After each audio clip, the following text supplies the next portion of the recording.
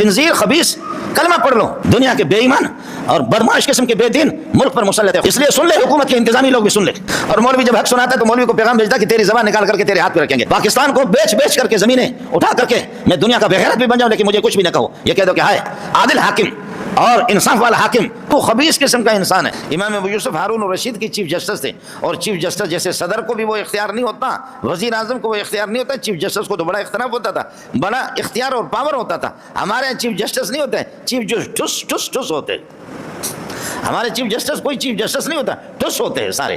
صدر بھی اسی طرح ہے اور وزیر اعظم بھی اسی طرح، غریب وہ اپنے جبڑے میں ہلا نہیں سکتا۔ ہمارے مدرسوں میں ہمارے محتمم حضرات ہوتے، محتمم آپ لوگ پرنسپل کہتے ہیں نا، پرنسپل، میرے یہاں بھی 60-70 اساتذہ ہے، سب ہوتے ہیں، تو یہ محتمم حضرات مولوی حضرات ہوتے ہیں نا، تو جب کوئی مشکل مسئلہ آتا ہے تو اس مسئلے میں پھر بٹھاتے اساتذہ کو، یار بہت مسئلہ مشکل آیا ہے، پریشان کن مسئلہ، اس کو حل کرو، آپ کی رائے کیا ہے، مشورے دے دو، آپ کی رائے کیا ہے، آپ کی رائے کیا ہے، آپ کی رائے کیا ہے، آپ کی رائے کیا ہے، تو سب اپنی رائے بتاتے ہیں۔ لیکن محتمم نے پہلے سے طے کیا ہے کہ ان کو صرف اعتماد میں لینا ہے، صرف ان کو تسلی دینی ہے، باقی ہوگا وہی جو محتمم نے خود سوچا ہے، ہوگا وہی جو محتمم نے خود سوچا ہے۔ وہ صرف ان کو بیوقوف بنانے کے لیے ملازمین کو کہ میں تمہیں حیثیت بھی دے رہا ہوں، مقام بھی دے رہا ہوں، اور تمہارا ایک مرتبہ ہے میرے ہاں، آپ کی رائے کیا ہے، آپ کی رائے کیا ہے، آپ کی رائے کیا ہے، آپ کی رائے کیا ہے، آپ کی رائے کیا ہے، سب اپنی رائے کچھ پیش کریں گے۔ آخر میں کچھ چمچے بیٹھے ہوئے ہوں گے، وہ چمچے، اور وہ بغیرت قسم کے ہوتے ہی چمچے۔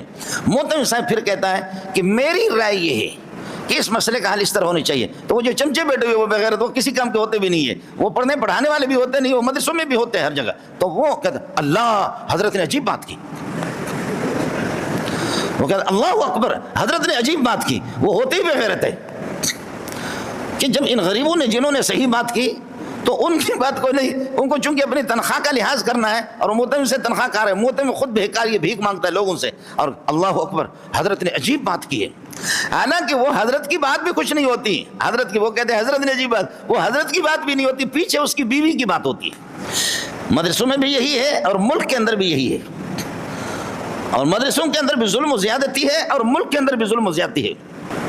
علماء کو چھوڑ کر کے، دینداروں کو چھوڑ کر کے، دنیا کے بے ایمان اور بدمعاش قسم کے بے دین ملک پر مسلط ہے۔ خدا مولویوں کو بھی ہدایت دے دے، اللہ مولویوں کو بھی غرق کر دے، مولوی بھی آپس میں لگے ہوئے، سرکاری خدا کی قسم آج یہ سارے تبلیغی جماعت والے، بریلوی، دیوبندی، جماعت اسلامی، اہل حدیث یہ مل جائے، میں رافضی کی بات نہیں کرتا، لعنہم اللہ وجعلہم قردۃ وخنازیر، ان کی بات نہیں کر رہا، رافضی کی بات نہیں کر رہا، میں جماعت اسلامی، اہل حدیث، دیوبندی، اگر اسلام چاہتے ہیں مل جائے، خدا کی قسم اسلام آباد میں جو لوٹیرے بیٹھے ہوئے، جو ظالم، ان کو اس طرح جیسے پٹھان اپنے نسوار کو پھینکتا ہے ایسے ان کو پھینک سکتے آسانی سے، ایسے آسانی سے ان کو پھینک سکتے۔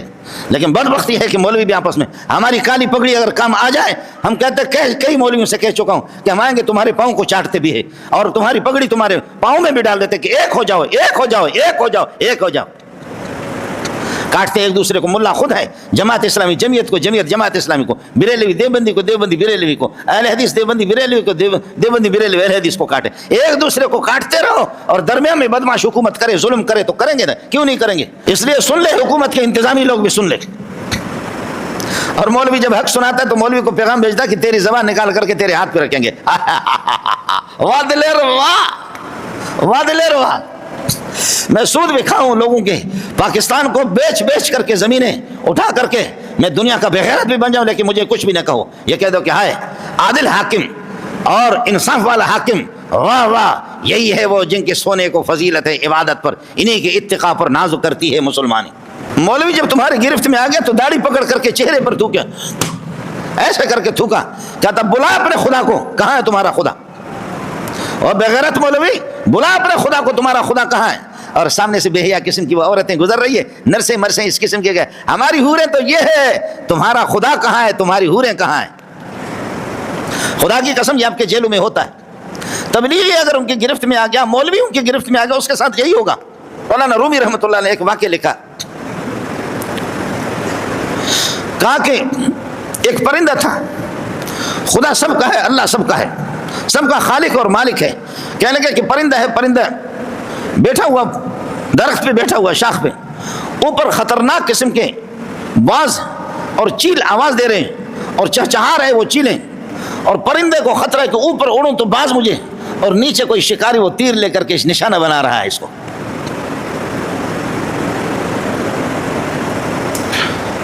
اللہ اللہ کیا سمجھانے کا انداز ہے. فرمایا کہ پرندے سوچ رہا ہے کہ اگر یہاں بیٹھا رہوں تو نیچے تیر انداز، اس زمانے میں تیر سے شکار ہوتے تھے، تیروں سے تیر انداز تیر سیدھا کر رہے ہیں میرے طرف، اگر ادھر بیٹھا رہوں تو وہ تیر مجھے لگے گی، اور اگر اڑوں تو اوپر باز اور شاہین، اللہ آپ کا بھلا کرے، باز اور شاہین وہ گھوم رہے ہیں، میں کہاں چلا جاؤں؟ اوپر باز ظالم، نیچے انسان ظالم. خدا کی مرضی ہے، خدا جس کو سن لے. اوپر بازوں کی آواز آ رہی ہے، اور آپ نے دیکھا کہ یہ چیل اور یہ شاہین کیسے ظالم قسم کا ہوتا ہے، چمبا مار کر کے پرندوں کی آنتیں ان کے پیچھے سے دوبر سے نکل جاتی، اس طرح سختی سے چمبا مار دیتے. نیچے تیر انداز آدمی ظالم ہے، میرے گوشت کا بھوکا ہے، اور اوپر یہ کہ چیل بھوکا ہے. مولانا رومی کا اپنا انداز ہے، تو کہنے لگے کہ اللہ تو صرف انسانوں کا تو خالق نہیں ہے، تو ہمارا بھی تو خالق ہے نا. اللہ تو صرف انسانوں کا خالق نہیں ہے، ہمارا بھی تو خالق ہے نا. ایسی صورت میں کیسے بچ سکتا ہوں؟ فرمانے لگے کہ اچانک ایک سانپ آ گیا، اور وہ جو تیر انداز تھا تیر سیدھا کر رہا تھا کہ پرندے کو مارے. کہنے لگے وہ سانپ آ گیا، اور سانپ نے اس تیر انداز شکاری کے پاؤں پر ڈس مارا. جیسے اس کو ڈس مارا تو ایسے تو تیر یہاں سے نکلا، تیر اوپر نشانے سے اوپر جا کر کے باز کو لگا، ادھر باز تڑپنے لگا، ادھر شکاری تڑپنے لگا، اور پرندے درمیان سے ٹھیک نکلا. اس لیے کہ وہ نشانہ تو اسی کو بنا رہا تھا. میں نے واقعہ آپ کو بتا دیا. بیٹھے ہوئے سبزی منڈی والے حضرات بھی دوسرے ظلم نہ کرو، کاروبار میں ظلم نہ کرو، اور اپنے اعمال کے اندر ظلم و زیادتی نہ کرو، اپنے اخلاق کے اندر ظلم و زیادتی نہ کرو. تو حضرت فرماتے کہ پھر شکاری ادھر تڑپتا رہا، باز کو ادھر تیر لگی، باز ادھر گرا، اور پرندے درمیان سے نکلا. یہ ہمارے علاقے کا واقعہ آپ کو بتا دوں. ہماری گاڑیاں یہاں سے جاتی ہے کوئٹہ. اس لائن پہ آپ نے بھی سفر کیا ہوگا، اس لائن پہ آپ نے بھی سفر کیا ہوگا. 4 کروڑ کی گاڑی ہے، 5 کروڑ کی گاڑی ہے، اس میں اس کی خوبصورت بیوی ہے، بیٹیاں ہیں، اور آ کر کے وہ مسلح وہ بلوچ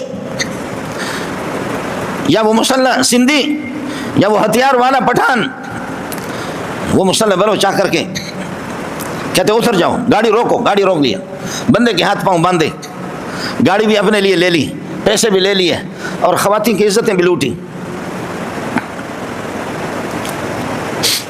یہ روایتیں کبھی آپ نے سنی ہے پٹھانوں میں، بلوچوں میں؟ اسلام اگر ہم میں نہیں ہے، لیکن قومی غیرت تھی وہ بھی نکل گئی، قومی روایتیں تھی، قومی ثقافت تھی وہ بھی نکل گئی. آدمی بندہ ہوا ہے، اور کچھ فاصلے پر لے جا کر کے خواتین کی عزت لوٹی جائیں، پیسے موبائل سارے لے گئے، گاڑی بھی لے جا رہے، اور عزت خواتین کے لوٹ کر کے وہ نکل گئے، گاڑی بھی لے گئے. اب یہ بندہ جو اپنی بیٹیوں کو اور اپنی بہنوں کو دیکھے کہ جن کی عزت لوٹ گئی، پاکستان کے غیرت مندوں نے لوٹا، تو کیا وہ تڑپ تڑپ کر کے رو رو کر کے وہ وہیں پر مر گئے.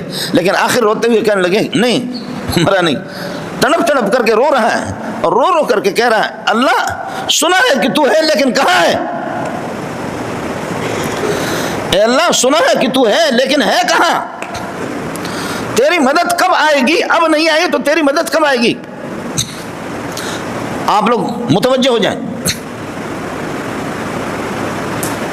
خیر ظالم تو چلے گئے، ظالم تو چلے گئے جی، اور وہ بندہ گاڑی بھی لے گئے، پیسے بھی لے گئے، عزتیں، بیٹیوں کی بہنوں کی عزتیں بھی لوٹ گئیں. اور وہ جا کر کے مسلسل روتا ہے کہ خدا سنا ہے کہ تو ہے لیکن ہے کہاں، سنا ہے کہ تو ہے لیکن ہے کہاں، سنا ہے کہ تو ہے لیکن کہاں.